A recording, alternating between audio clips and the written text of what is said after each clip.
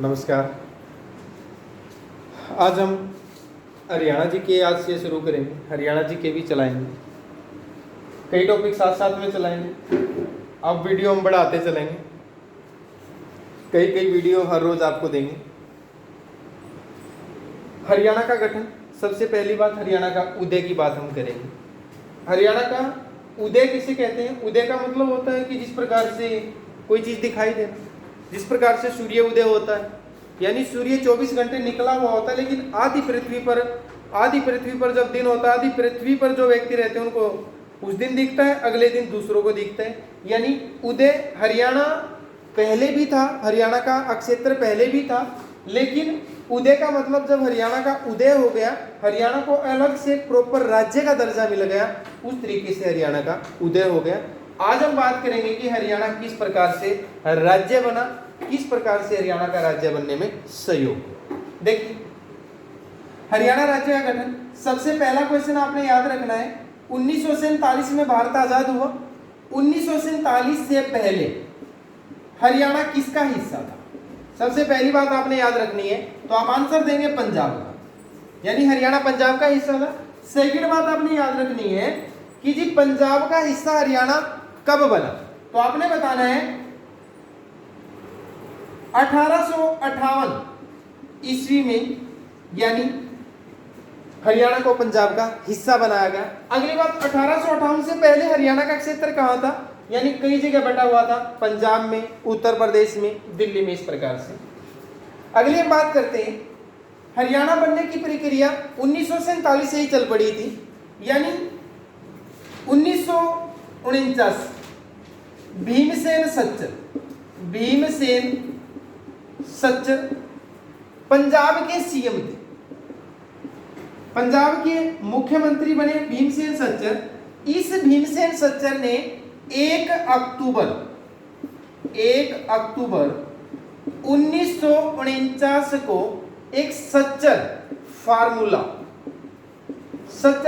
निकाला। और सच्चर फार्मूला था क्या? यानी जब हिंदी बोलने वाले और पंजाबी बोलने वाले व्यक्तियों में आपस में आंदोलन होना शुरू हो गया, तो उन्होंने एक भीमसेन सच्चर यानी सच्चर फार्मूला लागू किया।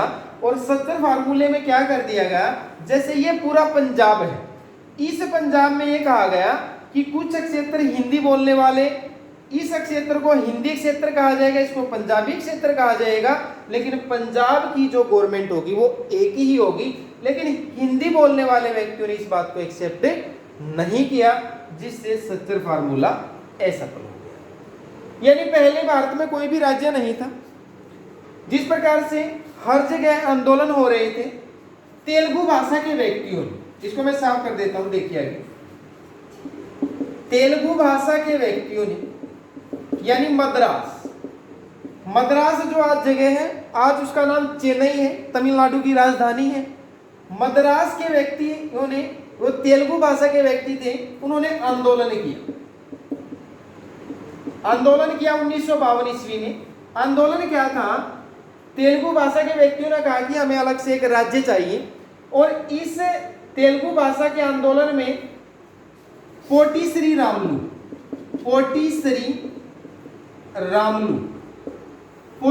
रामुलु ने इस आंदोलन का नेतृत्व किया। 56 दिन की भूख हड़ताल के बाद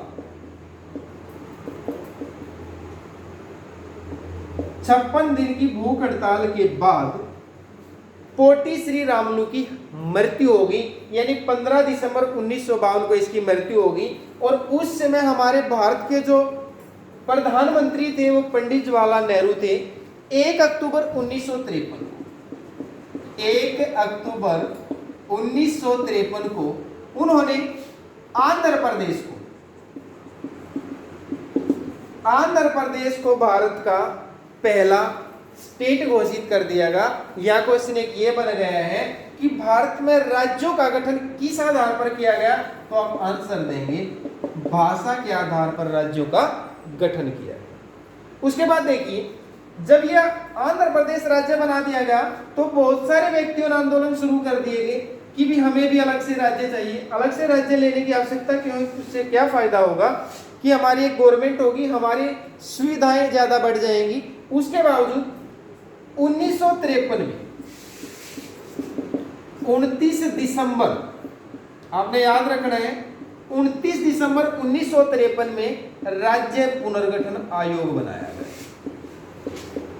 राज्य पुनर्गठन आयोग बनाया गया, या फिर हम इसको कहते हैं फजल अली आयोग। फजल अली आयोग, एक आयोग बनाया गया और इस आयोग को काम दिया गया कि आपने पूरे भारत में राज्यों का गठन करना है। हिंदी बोलने वाले व्यक्तियों ने इस आयोग के आगे भी सिफारिश की कि हमें अलग से एक राज्य दे दीजिए, लेकिन उनकी इस सिफारिश को स्वीकार नहीं किया और इस आयोग ने, इस फजल अली ने पूरे भारत का भ्रमण किया।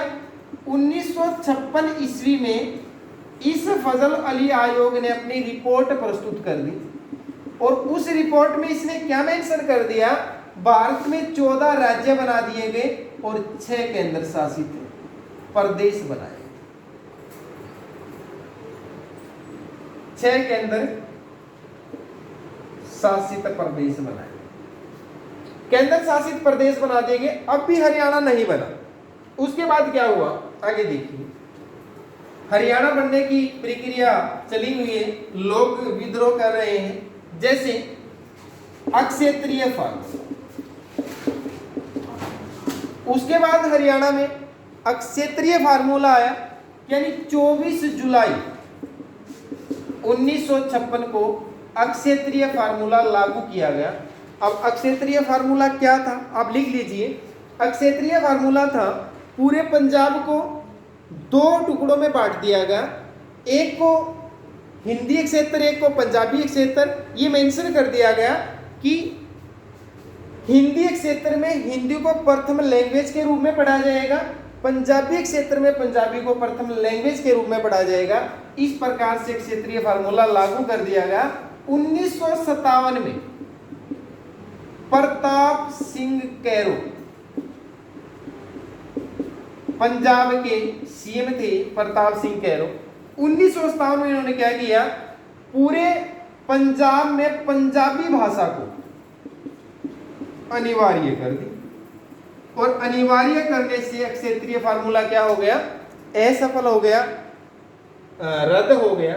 उसके बाद आंदोलन की प्रक्रिया और तेज हो गई और हिंदी भाषा वाले व्यक्तियों ने इसको और तेज कर दिया, जिससे ये बात संसद तक पहुंच गई। कहां पहुंच गई, संसद। संसद ही किसी कानून प्रक्रिया को बनाती है और उस समय संसद का सदन लोकसभा, संसद के सदन लोकसभा का अध्यक्ष कौन था, सरदार हुकुम सिंह। सरदार हुकुम सिंह ने क्या किया, एक संसदीय समिति का गठन किया। संसदीय समिति का गठन हुआ 23 दिसंबर 1965 को संसदीय समिति का गठन किया गया। इस संसदीय समिति ने क्या किया, पंजाब राज्य पुनर्गठन को पास कर दिया गया, यानी इसने कह दिया कि पंजाब राज्य का पुनर्गठन होना चाहिए और इस समिति ने पंजाब राज्य पुनर्गठन आयोग बनाया। पंजाब राज्य पुनर्गठन आयोग का निर्माण किया गया, या पंजाब राज्य सीमा आयोग आप कह सकते हो, का गठन किया गया, जिसके अध्यक्ष हुए जेसी शाह। पंजाब राज्य पुनर्गठन कब बनाया गया, पंजाब राज्य पुनर्गठन 1966 यानी 23 अप्रैल 1966 को पंजाब राज्य पुनर्गठन का आयोग कर दिया गया, जिसके अध्यक्ष जेसी शाह। इसके 2 सदस्य और थे, एक था एम फिलिप और एक थे हमारे एस दत्त। इस आयोग ने 23 अप्रैल 1966 को यानी 31 मई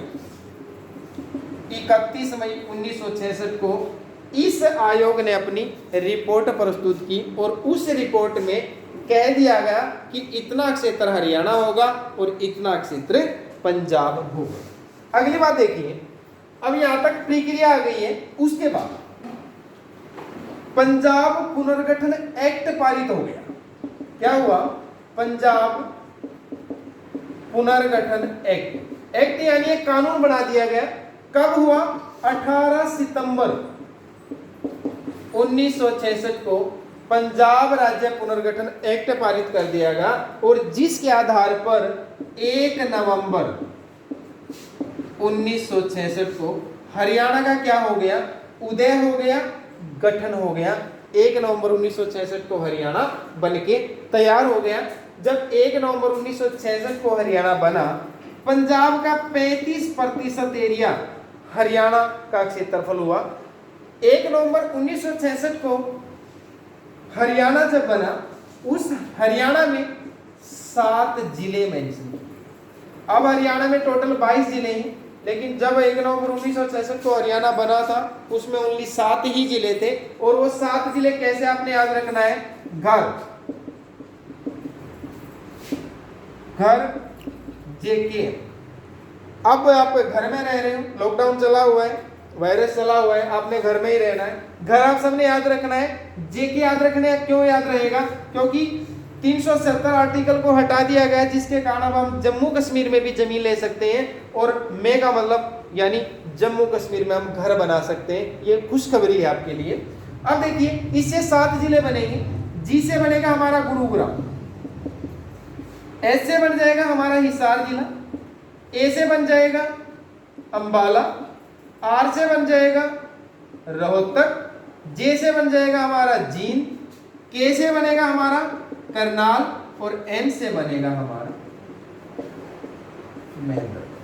पेपर वाला ये पूछ सकता है आपसे कि जब हरियाणा बनाऊं, इनमें से कौन सा जिला नहीं था? एक ऑप्शन ऐसा देगा जो नहीं था, और एक बाकी के 3 देगा जो थे।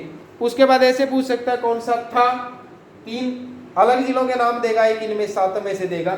आपको ये 7 जिले याद हो जाएंगे, या इसके लिए आप याद रख सकते हो कागज अमर। कागज अमर में क्या हो जाएगा? कैसे करनाल हो जाएगा, गुरुग्राम हो जाएगा, जींद हो जाएगा, अंबाला हो जाएगा, महेंद्रगढ़ हो जाएगा, रोहतक हो जाएगा, और हिसार हो जाएगा। इस प्रकार से हरियाणा जब बना, उसमें 7 जिले थे, और इस प्रकार से हरियाणा का गठन हो गया। ठीक है जी, आगे का काम अगली वीडियो में करेंगे।